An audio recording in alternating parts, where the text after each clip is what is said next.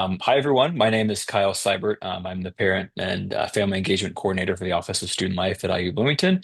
And so I'm really excited. This is the fourth part of our webinar series that we've developed this semester, just to kind of get parents involved and engaged with the kind of resources that we have across campus.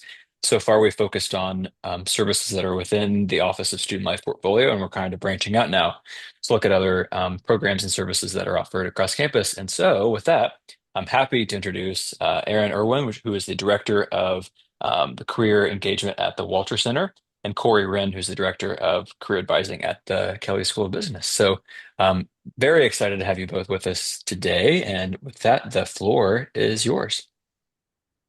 Thank you, Kyle. Good evening, everyone. Thanks for being with us as we chat about navigating career services at Indiana University Bloomington. Much like a lot of IU, there are decentralized career services, so that there are lots of places that your student may find themselves seeking support. And we hope to equip you with a little bit of knowledge on what that looks like so that you can advise your student when you're chatting over the holiday break about their summer and beyond plans. So just wanted to take a moment and introduce ourselves. Corey, I'll let you introduce yourself first, and then I'll pick back up. Sure. Hi, everyone. Thank you for joining us tonight. My name is Corey Wren, and I'm the Director of Career Services and Engagement at the Kelley School of Business. I lead our coaching team and all the professional development that gets delivered to the Kelley School. As Erin mentioned, we are a decentralized service provider at IU Bloomington, and so we have different offices for each school on campus and serve the entirety of the Bloomington population. Awesome. And I'm Erin Irwin. I work in the Walter Center for Career Achievement, which is housed in the College of Arts and Sciences. And in a similar role to Corey for students in the college, I sit over our career education initiatives, which include our career courses that students can participate in, our individualized career coaching support, as well as any career education programming that we do. And just a little bit about what we're going to cover today. So the first part of our conversation will just be about sort of navigating IU Bloomington from the career services perspective, different places that your student might find themselves going. And then Corey's going to chat about 5 ways your students can jumpstart their job or internship search. I know that we are hearing a lot of students asking about internships right now. So it's definitely on their minds, which is great. That means that they're hearing about the importance of getting that experiential education while they're a college student. And our goal is just to equip you so that you can best support your student through this process. So as we've alluded to, there's a lot of career offices on campus. There are 10 centers that focus on undergraduate students. So I just want to walk you through those very briefly, and you'll probably figure out where your student belongs in this map. So the Career Exploration and Student Employment is an office that's specifically set up to support students in 3 or 4 ways. First of all, if your student came to IU as a true exploratory student, this would be the career center that they would go to. And the coaching team there is really focused on having those what should I study conversations. How does what I study lead to a career path? So that happens in the career exploration and student employment. As the name gives away, also part-time employment that students would be seeking while they're on campus, on and off campus in Bloomington. They support those efforts. And then if your student comes in as a pre-business or pre-nursing student, this is also the center that's providing them career support while they prepare themselves for application into those competitive schools. The Walter Center where I work serves the College of Arts and Sciences, and the College of Arts and Sciences is a confusing place in and of itself. It has 3 divisions. natural and mathematical sciences, social and historical sciences, arts and humanities. And then it has 3 schools, the Media School, the Eskenazi School of Art, Architecture, and Design, and the Media School. So if any of those places are where your students land, the Walter Center is the career center that they will serve as their career home. The Kelly Undergraduate Career Services Office that Corey represents supports students in all the programs in Kelly. And then on down from there, it's the different schools. Each school has a career center. O'Neill, which is the School of Public and Environmental Affairs, the Jacobs School of Music, the Luddy School of Informatics, Public Health, Education, and then social work and nursing are both Bloomington and Indianapolis campuses. They have staff that kind of support on both of those campuses. This website over here, careers.indiana.edu, is the best place to go and get all of this information, as well as links to the specific websites for each of these career centers. So go ahead and grab that website, careers.indiana.edu, and that'll get you in the right place. One of the messages that I want all of the parents to hear is that the career staff across campus, we work really closely and collaboratively together to support our students. So Corey and I, in addition to our roles within our career centers, also serve as the current leadership for the Career Services Council on the Bloomington campus that brings together all of the career centers so that we're making sure that we can collaborate, share resources, and provide the smoothest path for students to getting the help that they need and access to the resources that they need. So all of your students, no matter what school they fall into, have access to individualized career coaching with career professionals. This is a highly trained skill set. The coaches are not only incredibly knowledge on the career development process and how to navigate that, but they also are highly trained in coaching skills, how to draw students out, how to help them ease their anxieties, how to practice really great active listening, how to motivate students into action. So these are top-notch professionals who are leading the way individually, student-facing. There are career courses depending on the school that your student resides in. These may be required career courses or these may be optional career courses. But I highly recommend career courses built into the curriculum as a way to create accountability for your student to prioritize their career planning. There are a lot of competing priorities for students. And so when you're getting academic credit for something, it helps you to say, this is something that deserves my attention and that I'm going to invest in. There are at least 15 career fairs across campus, bringing employers from all over the country to recruit students at Indiana University Bloomington. Employer information sessions, networking events. We have a professional photo booth that's located in Ernie Pyle Hall, so your student can get their photo for their LinkedIn profile and their Handshake profile. Lots of opportunities to network and to look for professional opportunities. And then each school has some specific resources as well that are customized to the needs of those students. So I do encourage you to check out the website for your student school and see what some of those more custom resources might look like. All right, and then the final thing I wanted to share with you, I believe, I might have one more slide, but I wanted to chat about Handshake.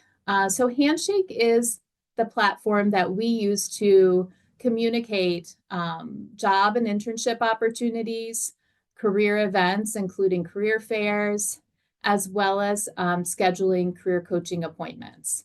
So one of the best things that your student can do is both download the Handshake app onto their phone, as well as log in on their desktop or their laptop and get familiar with navigating Handshake. The reason why we use Handshake is it's the #1 employer tool for hiring college students, fresh out of college graduates.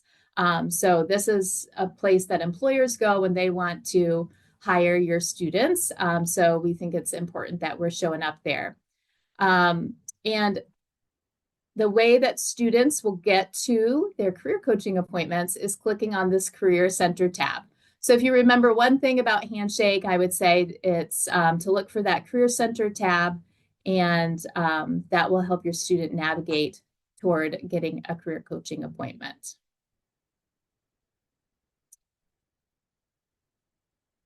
All right. I think I saw a couple of questions come in. Yeah, we just Perhaps had a few folks ask what specific majors would go to what area. So I kind of pointed them in the right direction. So journalism goes to the Walter Center and sports management would go to the School of Public Health. Is that correct? that's correct. You got it. Okay, I feel good about my own knowledge about career services too. So it's kind of a test for myself. So that was all the questions that we had so far. So if anyone else wants to drop um, questions in the chat, we're happy to answer those. But if not, we'll power on with our presentation. Before we move on, I'd like to highlight two things that Erin pointed out, which I think are really critical and a lot of times students don't know. First and foremost, the career fairs that we host across campus often will have an individual school title tied to it so that our students can find it pretty easily in Handshake. But any career fair that's hosted on the Bloomington campus is open to all students. So if you want to come, or if a student sees a company at a career fair that's at a Kelly career fair and they're from the College of Arts and Sciences, students are more than welcome to join any of the career fair events that are hosted. The other thing that is critical is that students don't actively have to create a Handshake account. They have an account that we create at the university level for them. They do have to go in and fill out information, but we automatically create an account with the idea that they're going to utilize that tool because it's so critical to their job search if they are searching for a job in the corporate world. So those are just the two quick things I wanted to highlight. Great points. Perfect. So we had a couple questions here. So, and I'm going to test my knowledge. So Hamilton Luger School, they go to the College of Arts and Sciences, so they will go to the Walter Center. That's right. That's correct. Psychology and criminal justice, that's another question we've got. They're also going to the Walter Center. Yep. Okay. Yes, I'm 4 for 4 right now. Another question that we've got, what help do you offer or have available for a student with high functioning autism who may need coaching for communication and other interview skills? Yeah, that's a fantastic question. So the Walter Center just did a neurodiversity training for all of our staff. And I know that the Career Services Council just had a conversation about taking that training to the entire career services entity so that we are able to best support students who are neurodiverse, pardon me. So I would say, certainly we cannot be experts in all things, but our coaches do receive training so that they can be thoughtful in the feedback that they give to understand some of the challenges or non-traditional approaches that different students might bring to the table. And then where we don't feel like we have the expertise, we're always going to partner with the other resources on campus. Whether it be, I know there's some great student groups that support neurodiverse students, as well as a couple of coalitions that support students across campus. Some of our students even bring a support person with them to their coaching sessions, and as long as the student gives permission for that, then that is a welcome addition to the coaching session.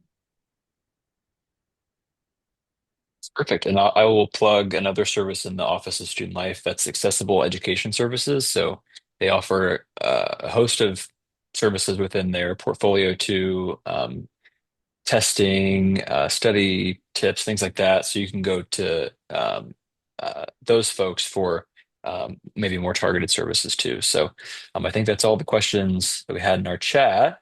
So I say we carry on. All right, I'm going to turn it over to Corey, and she's going to get into some of the things that your student can be doing over the winter break and beyond to get ready for their job or internship search. Yeah, absolutely. So first and foremost, we're going to kick off the top 5 ways for your students to jumpstart their search. But these are just a few of the things that students can be doing over the next few weeks and into the spring semester and really throughout their career. One of the things that's critical to a job search and critical to professional development is to recognize that this isn't just one point in time. These are skill sets that students should develop that are going to be helpful throughout their career. These are things that they can be doing not just in the moment when they're hitting apply for a job on Handshake or on another platform, but throughout their duration of their longevity in the career. So first and foremost, and Erin, I don't know if I have access to advance the slides. So if you could move to the next one, that'd be great. First and foremost, we talked a little bit about Handshake being a very powerful tool to connect students with employers. And it is by far the #1 tool where employers go to identify entry-level talent.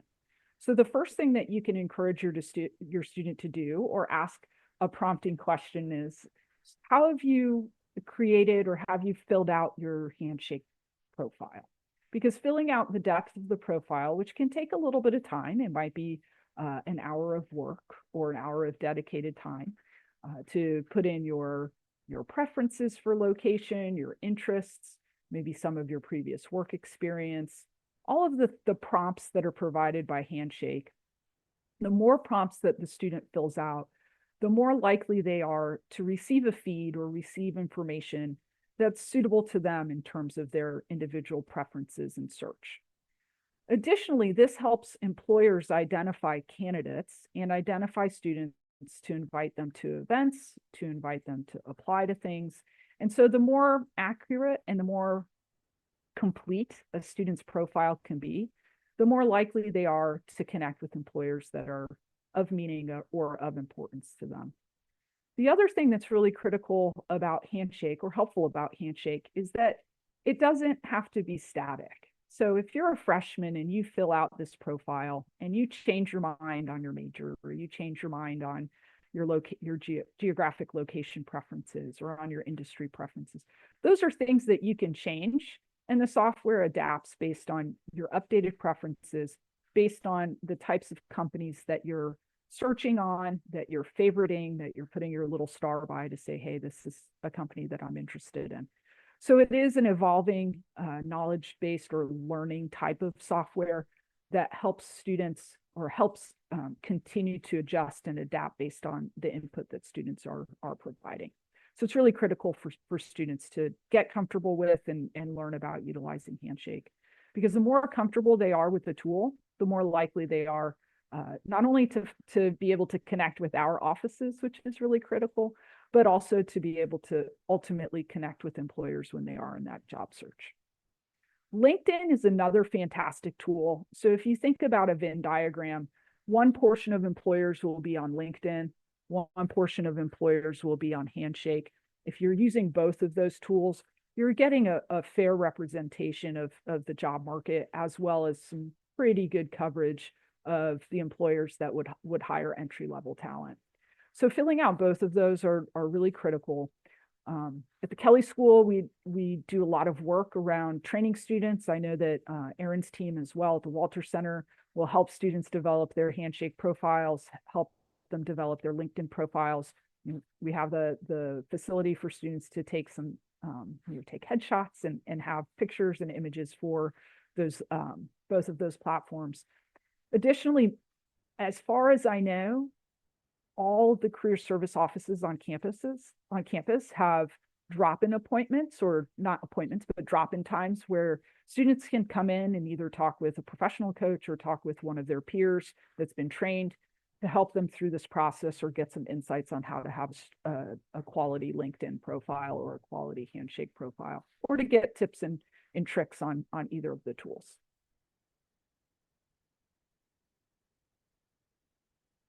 Okay, the next step is to customize your resume and cover letter.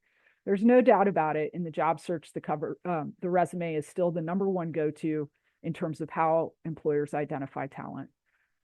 Obviously, networking is a big component, and we'll talk about that as well. But at the end of the day, you must submit a resume 9 times out of 10 if you're wanting to be considered for a role. And so having a clean and crisp looking document that looks professional, that represents well the experiences that you've had, both academically or from a work experience standpoint, is really, really critical. And in a competitive marketplace, such as the one that our students face when they're leaving IU or when they're searching for an internship, it's really critical to make sure that your documents are fine-tuned, that you don't have any outliers or mistakes or things that could get you quickly weeded into the no pile. And the staff on all of the career services teams are really specialized at not only reviewing documents, providing inputs on what's most applicable for specific industries or specific roles, and really helping students through the process of getting the most out of the experiences that they have and cultivating that into really quality information that can be absorbed quickly by an employer. One of the things that we're seeing a lot of these days is the use of ChatGPT in the cultivation of these documents. And it's out there. It's something that is not going to stop being used by students. And so our teams are working to make sure that students are using that tool in a way that supplements their document as opposed to detracts from it. And so things like that, where students may have to get a resume done quickly, or maybe struggle with how to represent an internship or a summer job in a way that's going to be marketable and really attractive to an employer, are all things that all the career service offices on campus can help with. If your student hasn't had their resume reviewed, that would be another one of those questions I would ask. Who at IU has looked at your resume other than you? Because even if your resume, even if they've spent a ton of time on it, having 2 or 3 other people lay eyes on it is always a great idea. You're going to get different perspectives. It's your student's document, so ultimately they get to make the decision on how it looks and represents itself to the world. But having that input, having those experts who have knowledge in entry-level hiring is really critical, because mom and dad often have the best of intentions, but they may not have been in the entry-level job market recently. And so sometimes some of the ideas that they have about what should go on a resume, or what should be the bulk of the content on the resume, might be best for a more executive level position or a position in a different field. So it's really critical that you encourage your students to take advantage of using the services at their school. One thing that I will add from the College of Arts and Sciences perspective is that a lot of times, our students in their first and second year, especially if they're a science student, they're really buckled down in their academics. It takes up a lot of their time. So I included examples from both the Walter Center and the Kelly School just to demonstrate that there are multiple approaches, and those approaches are determined sort of based on where you're trying to end up, and the needs of the employer, the best practices of the employers that your student's targeting.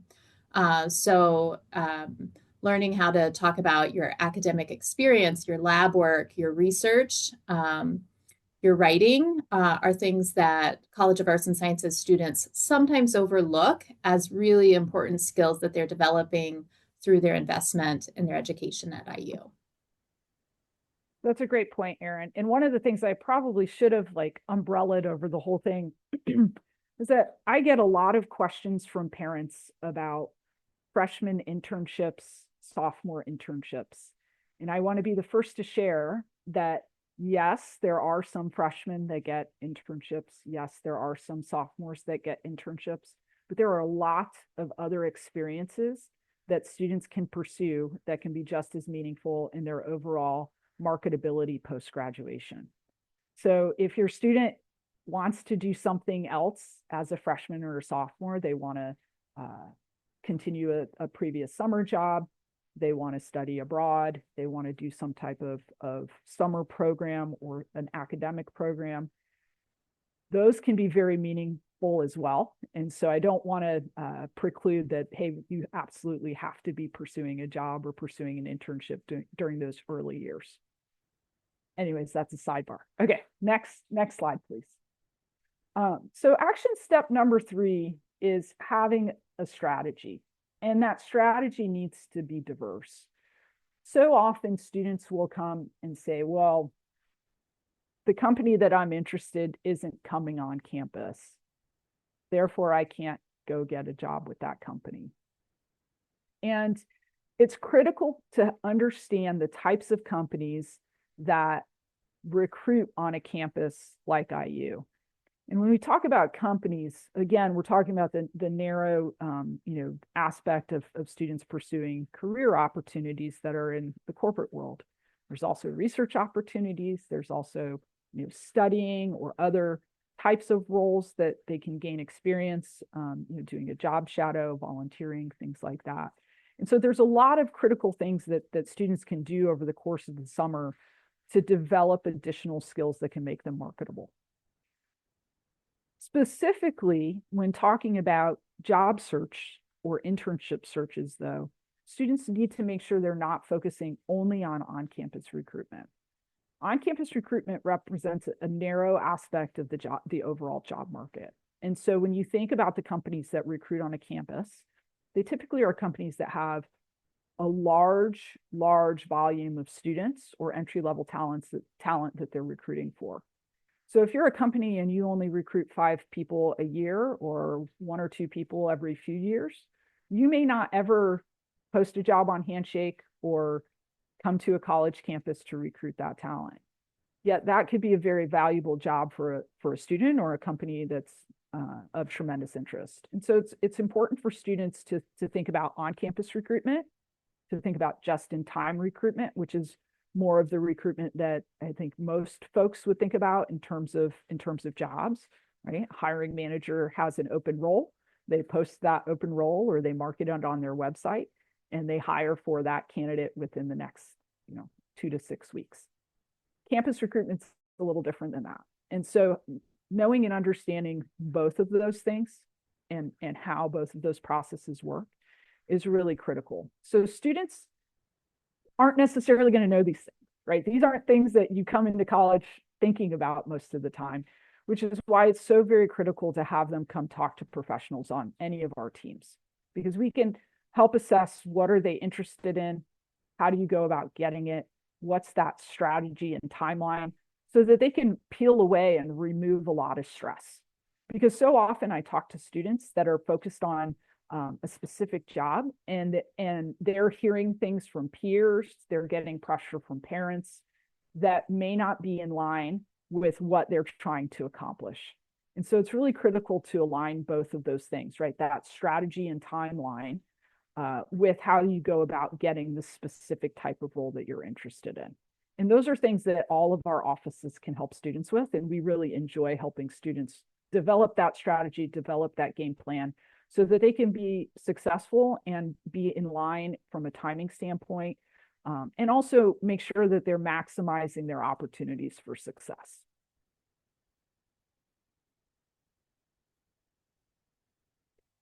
So the next step is actually doing, right? Like all of these things leading up have been relatively tactical. You might be able to do them in your dorm room without ever interacting with someone, or in your apartment without ever having to interact with someone, or maybe only interacting with your peers.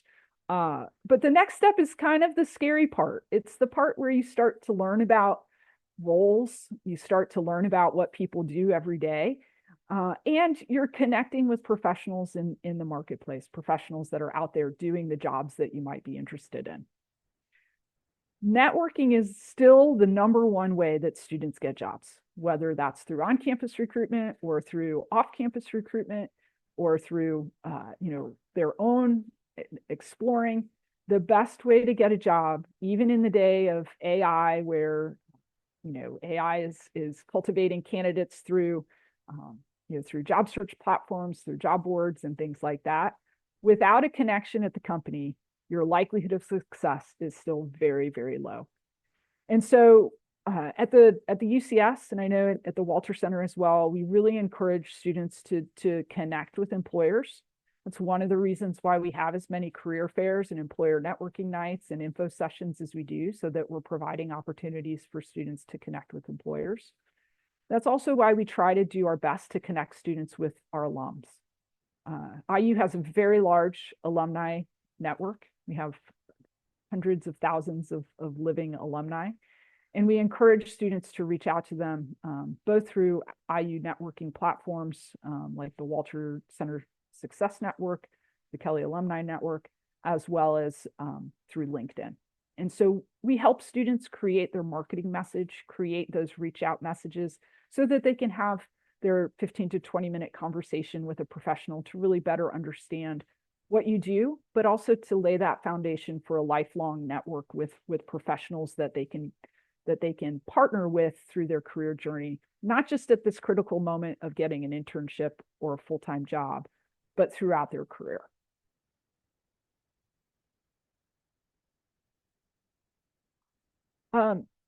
Next action step is to practice, right? Interviewing is a skill. I think a lot of students think, hey, this isn't something I need to practice for because I know me better than anyone else, which is true. They do know themselves better than anyone else can know them. But just like anything else that is something that you really are trying to accomplish, you need to practice your interview skill set. If you only have 30 minutes to deliver a message on what you can do for an employer and how you connect with an employer to complete a specific role, and you haven't prepared or practiced, your likelihood of success is pretty low. So it's really critical that you understand the concepts of interviewing, how to package your responses to behavioral interviews and or case style interviews for consulting and some other industries that require a case interview, or even a technical interview for for lab areas as well as for some of the financial services areas. We train the STAR method, which is situation, task, action, result for behavioral based interviews.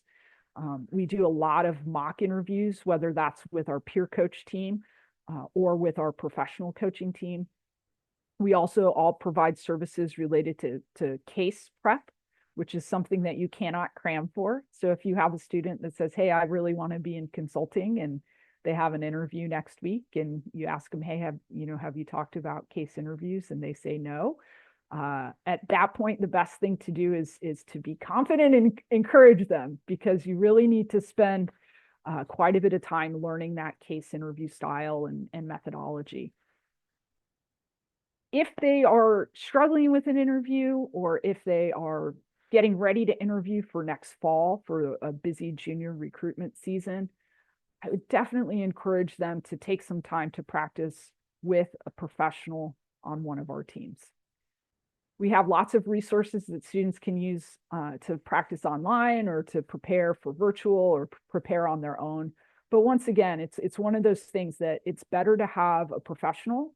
LeBron James doesn't get to be 40 years old and still playing in the NBA without having, a guy that does body work, a guy that helps him with his shooting, a guy that helps him with his weights, a mental wellness coach. All of those are professionals in their field, in the same way that the career professionals in our offices are professionals in how to help your student get that first job. So we definitely encourage students to utilize these services, and there are a number of different ways that they can go about it, depending on their level of comfort, their level of readiness, and where they're at in their job search process. So I think that if they haven't had a mock interview by the time that they're rolling into their junior year, that would be another dinner time question to ask. Like, hey, have you had a mock interview with any of the professional coaches at your school or any of the peer coaches at your school? That might be something to encourage as well.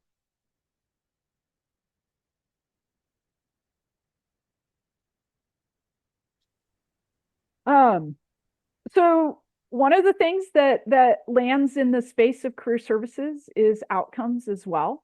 So all of our offices collect outcomes and then share those outcomes with prospective students as well as current students to help them in negotiating offers and to help them in career decisions. And so these are two of the dashboards that we have and are happy to share.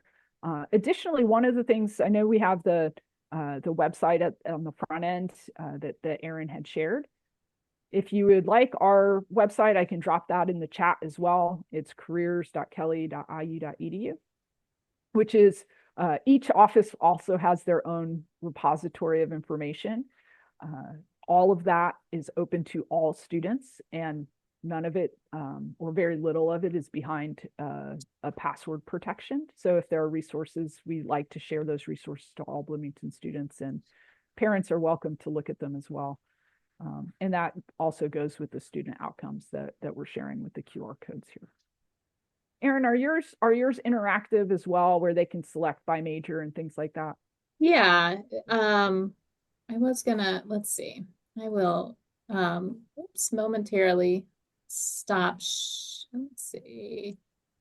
I was gonna pull it up. I encourage you to go ahead and click on either one. I think ours are pretty similar. They're Power BI dashboard type style, but you can click on the sort by major, and then it will tell you sort of what percentage of students went straight into the workforce, what percentage of students went on to graduate school, which just going to look really different between our two schools. Probably about 25 to 30% of students in the college go out straight on to graduate school.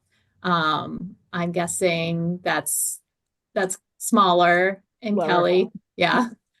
And then you can see sort of what industries that they went into. If you click on that industry, as long as there's more than a couple students in that industry, then you are in that employer, you'll see a list of employers. I always tell people, don't drill down too far, because for data privacy, it's going to make it so you can't see as much. So try to keep your searches broad enough. Then there's a map. You can click on the states and see where our students end up. Students in the college are Indiana and Illinois would be our largest two. Certainly the coasts represented strongly as well. So it's a great way to get a picture. And the university, or the IU Bloomington Career Services Council, works together to report on all of our data metrics. So I did see a question about, does Luddy have a public dashboard on their website, which I can't answer off the top of my head, but certainly they have this data about their students and where their students end up. So that should be accessible in some form for all of the schools. The other thing, I thought I had a slide in here, but I might have missed it, is I did just want to share with you about what happens in a career coaching appointment, because I think it's something that most college students have not experienced before and often find very intimidating. And it is a little bit different than what they might experience in an academic advising appointment, which would be the other most common one-on-one experience that they would have with the staff on campus. So an academic advising appointment, largely, students are going in to select their classes, to plan their semester, to make sure they're on track for education. So it's very much an exchange of information with a lot of rights and wrongs, like this is how you're going to get to graduation successfully.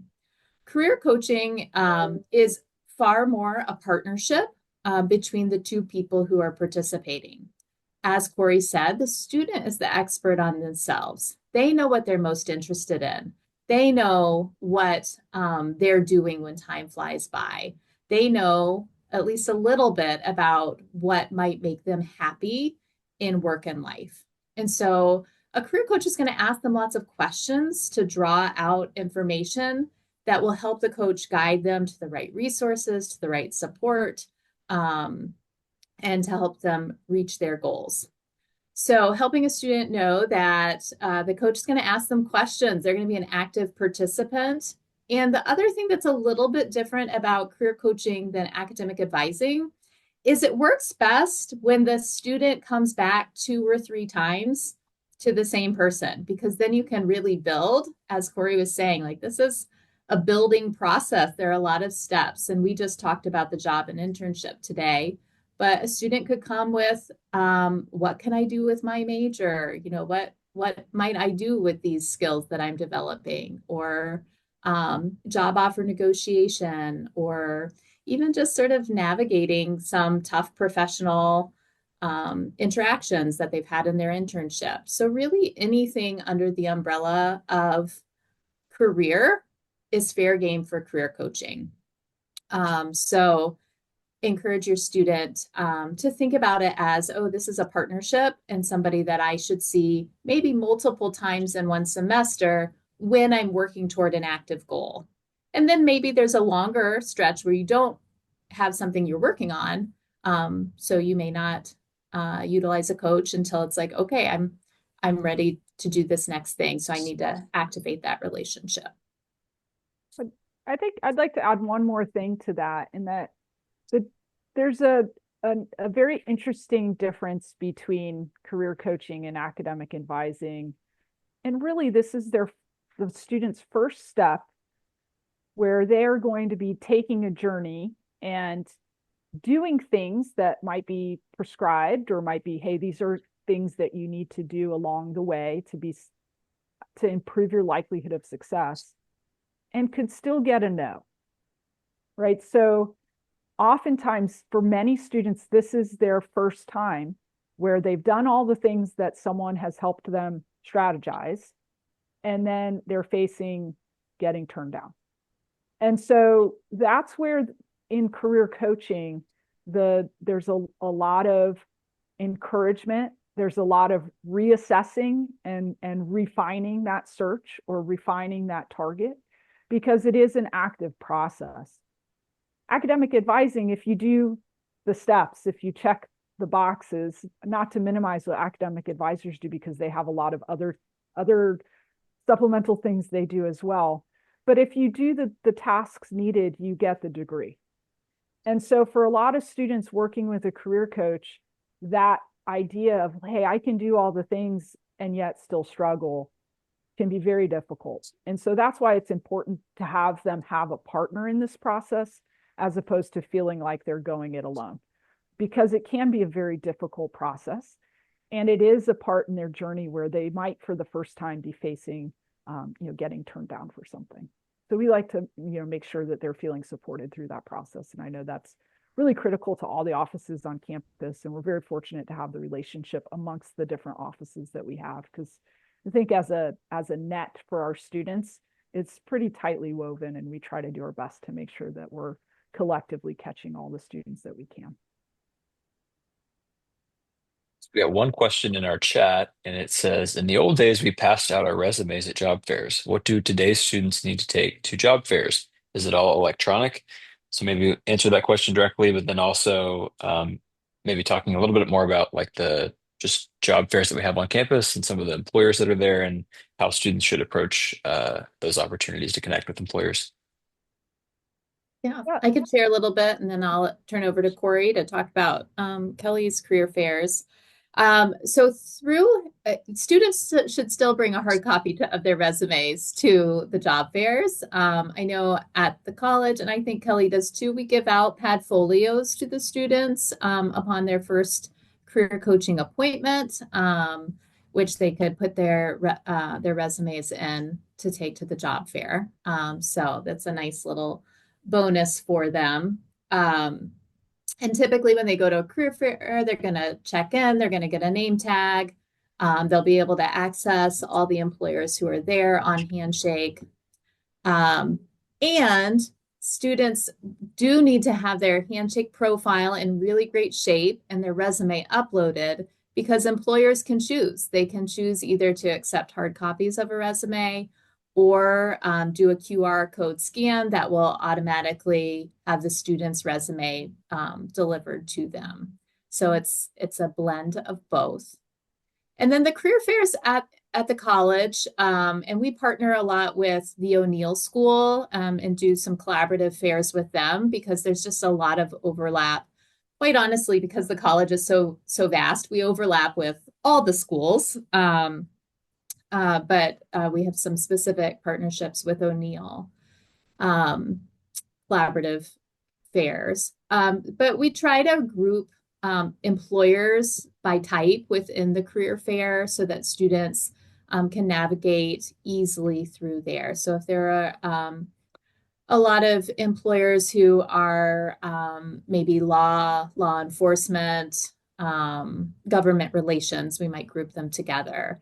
We have some that are more traditional sales types of roles. We tend to have a lot of recruiters come from the retail industry. There's a really strong program both in the college and collaboratively with Kelly for students who are wanting to enter into the retail sector. So our fairs are a mix of like just giant career fairs and then some more boutique career fairs. But regardless, we try to make sure that it makes it a slightly less intimidating environment by grouping those employers for the students. Similar. We try to break them down. We've over the years we've tried a number of different things. We've done them major specific, we've done them industry specific. This most recent year, we did them industry specific and also the type of hiring. So if they were hiring specifically for underclassmen or for internships, we did some specific fairs related to that. I would say that one of the biggest pieces is that career fairs are one specific category or one specific way to engage with an employer. And they're not for everyone, right? It can be really overwhelming. We talked a little bit earlier about neurodiverse students. They can be really overwhelming. They tend to be very noisy, very crowded. But for students that aren't as excited about being in the big crowds, there are times during the career fairs where you can get a little bit of quiet time or a little bit of a smaller crowd. So those are some strategies, or they can talk with coaches about developing some strategies around that. But I will share, they're not for everyone, and they're not the only way to engage with employers. Employers come to campus in a lot of different ways as well. Career fairs tend to be the quickest hit in terms of seeing as many students as possible. And so employers like that aspect of getting a large volume of students at once. But ultimately, they are happy to see students in a number of different ways. So it doesn't have to be just a career fair. But yeah, resumes are a bring them, and they may or may not be collected.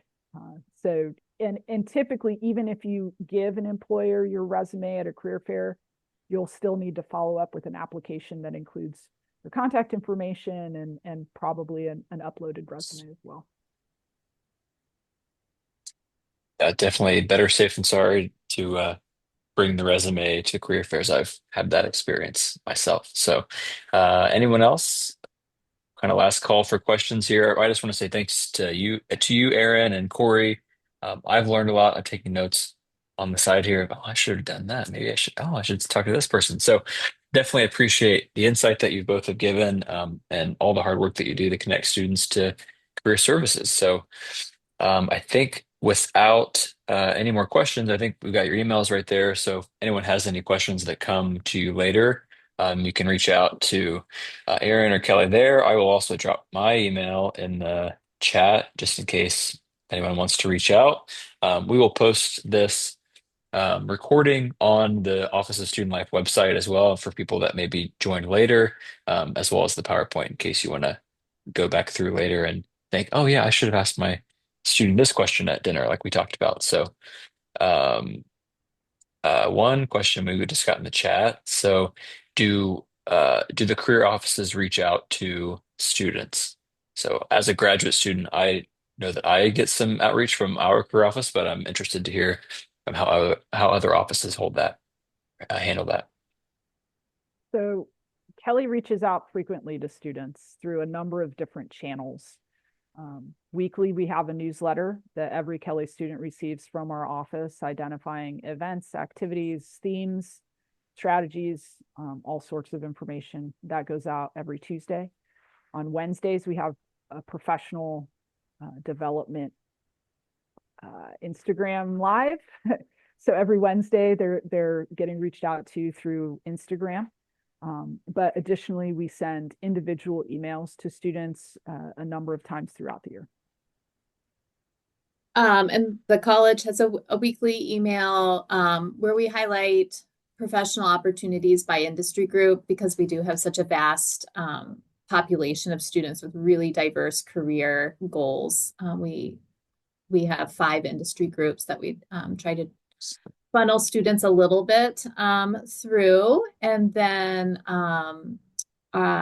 we have a really talented young person who runs our social media. So Instagram is the best place for students to connect. And then, of course, yeah, we're always reaching out to students around programming. The problem is students get so much email and it's all form email. So it's very easy for them to not notice it. So if anyone has the secret to getting it in touch with your students, we'll take it.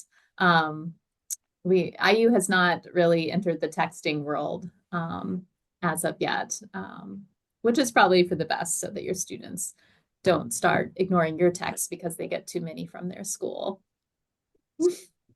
I think it's probably pretty safe to say that most, if not all, the career offices send frequent communications out to the students in their school. My one suggestion, and I tell parents and families this all the time, tell your student to read their email.